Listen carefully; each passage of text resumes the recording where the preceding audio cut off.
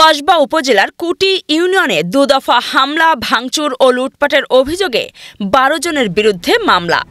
ব্রাহ্মণবাড়িয়ার কসবা থানাধীন কুটি ইউনিয়নের শরৎনগর এলাকায় দুদফা হামলা, মারধর, ভাঙচুর ও লুটপাটের অভিযোগ উঠেছে নজরুল ইসলাম গংদের বিরুদ্ধে।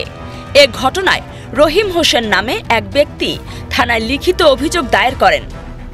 অভিযোগে স্থানীয় ১২ জনকে আসামি করা হয়। অভিযোগে উল্লেখ করা হয়, ৪ ডিসেম্বর বৃহস্পতিবার রাত ৮:৩০টার দিকে শরৎনগর শামসিয়া দরবার শরীফে মাসিক তালিম ও মাহফিল চলাকালীন সময়ে গরু জবাই ও আপ্যায়নকে কেন্দ্র করে আসামিরা দলবদ্ধভাবে দেশীয় অস্ত্র নিয়ে দরবার শরীফে প্রবেশ করে গালিগালাজ ও হামলা চালায়।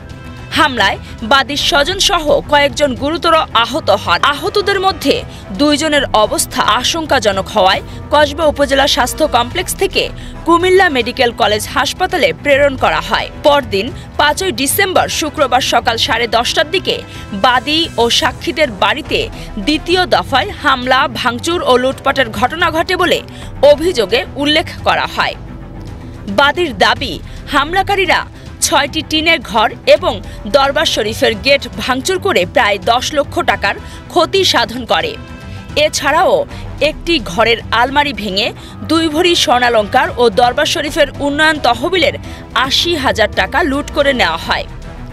অভিযোগে আরও বলা হয়, হামলাকারীরা দেশীয় অস্ত্র নিয়ে এলাকায় ঘোরাফেরা করছে এবং বাদী সহ তার পরিবারকে হত্যার হুমকি দিচ্ছে।